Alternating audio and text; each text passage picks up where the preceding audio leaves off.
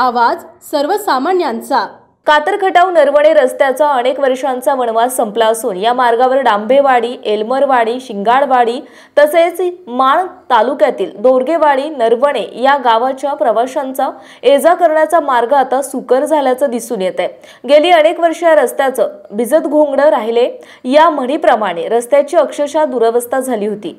जानकरांच्या मते 1972 सालापासून या कातर खटाव नरवणे रस्त्याकडे कोणी सुद्धा लक्ष देत नव्हते। त्या काळापासून या मान खटावला अनेक कारभारी आले आणि गेले, पण या रस्त्याकडे चांगलेच दुर्लक्ष झाले होते। अलीकडच्या काळात 10 ते 12 वर्षात रस्त्याची अतिशय बिकट दुरावस्था झाली होती। टोळे टप्पारे, मोठमोठे खड्डे, हा खड्डा चुकू की तो खड्डा चुकू अशी परिस्थिती निर्माण झाली। त्यामुळे या मार्गावरील खेड्यापाड्यातील लोकांचे, प्रवाशांचे मनके ढिले आणि गाड्यांचा खुळखुळा होण्यापेक्षा लांब का पडेना म्हणत कातर खटावला येण्या जाण्याचा आपला मार्ग बदललेला दिसून येत होता। या मार्गावर काही ठिकाणी दुचाकीवरून पडून प्रवासी जखमी झाले, तर 4 चाकी 6 चाकी मोठी वाहनं साईडच्या नाल्यामध्ये जाण्याचे प्रकार घडले होते। अशा तऱ्हेने आता या रस्त्यावर खडीचे 2 कोट पडले असून लवकरच डांबरीकरण होणार असल्याने या मार्गावरील प्रवाशांनी समाधान व्यक्त केले आहे।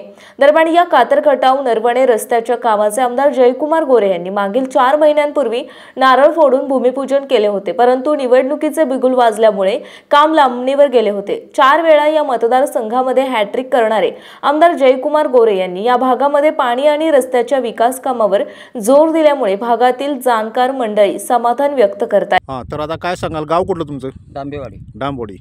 अच्छा अच्छा। डांबोडीमध्ये तुम्ही आता इथं शिवारात जनावर वगैरे चारा आहे।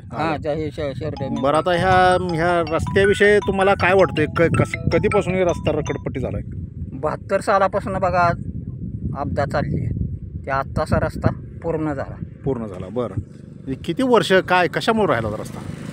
रस्ता असंच की करून पैशाला निवडून द्या, त्याला निवडून द्या, त्यानं हे करायचं, त्याचं सरकार पडलं, त्याचं अमकं झालं, हीच झालं। ह्याच्यामुळं मग घोळामुळं राहिला? घोळामुळं असं म्हणजे नक्की कोणी करायचा, कोणी हे करायचं, मग त्याचा हे करून त्याच्यावर हे करून नाही, त्या आत्ताचा योग आला मोदीच्या हातनं म्हणायची बात। अच्छा। म्हणजे काय आता ही डबल खडी पडली, अगोदर खडी आता उसकटली ती मागच्या 15 दिवसात? पाक डबल पडली नाही, हां, ते पहिलंच हे करून टाकलं होतं पोखरून। हां, बरं, ते हे करून होतं आणि ते आता हे करून झाले, अजून दुसरा हात फिरायचा आहे।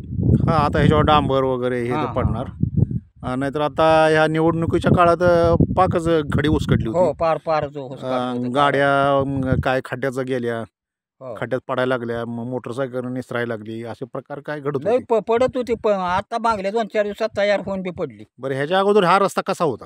गेले अनेक वर्ष, 10 वर्ष ह्याच्या अगोदर टोळण हे सारं टपारच होतं, मोठमोठे खड्डे मोठे।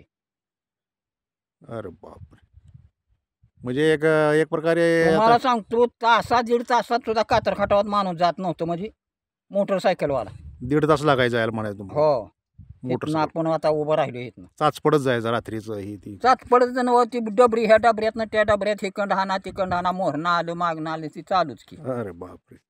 अच्छा, म्हणजे आता एकंदरीत तुम्हाला काय वाटतं, वनवास संपला म्हणायचा? आता वनवास म्हणजे रस्त्याचा आणि पाण्याचा आलाय संपत बा। अरे बरोबर, मग कशामुळे, कोणामुळे काय?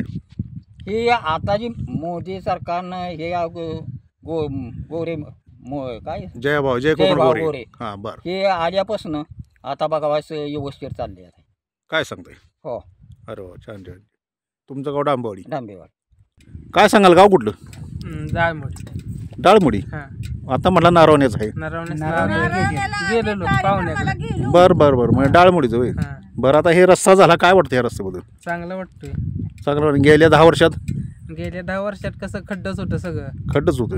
मग त्याच्यातून जायला कसं वाटत होतं? त्यातनं जायला काय मणकं गायला यायचं, मणकं घाली यायचं।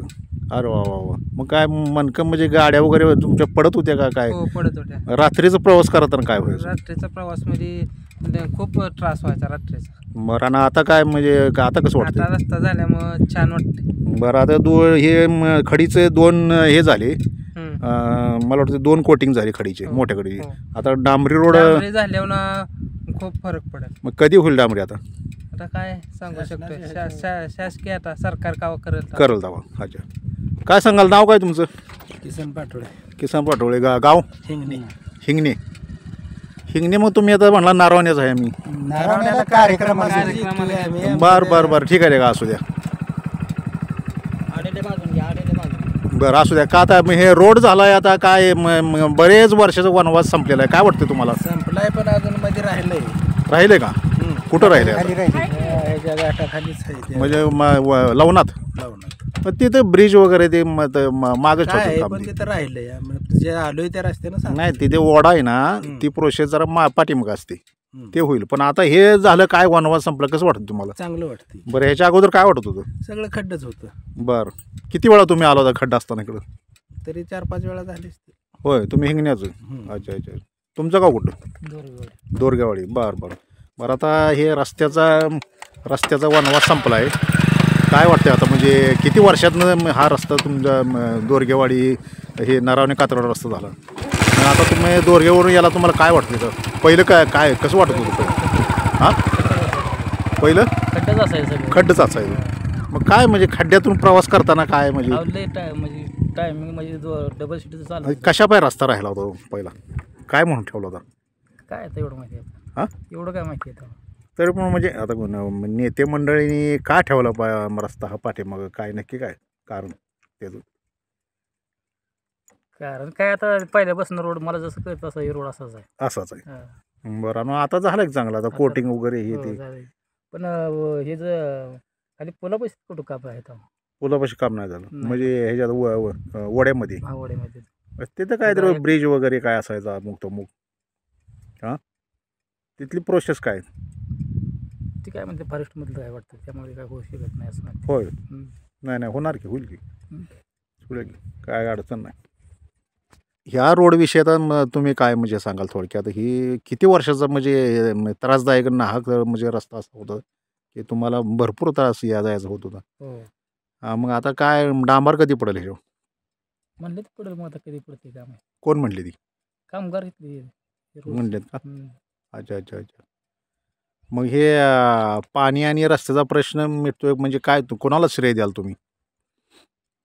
श्री म्हणजे आता आपलं आहे ते हां भाऊंचंच. अच्छा. भाऊनी चांगलं म्हणजे जरा म्हणजे विकासाच्या कामाबद्दल चांगलं दखल दिलेली आहे असं तुम्हाला वाटतंय? आपल्या परिसरातील महत्त्वाच्या बातम्या पाहण्यासाठी मायभूमी न्यूज चॅनलला यूट्यूबवर सबस्क्राईब करा आणि बेल आयकॉन प्रेस करा.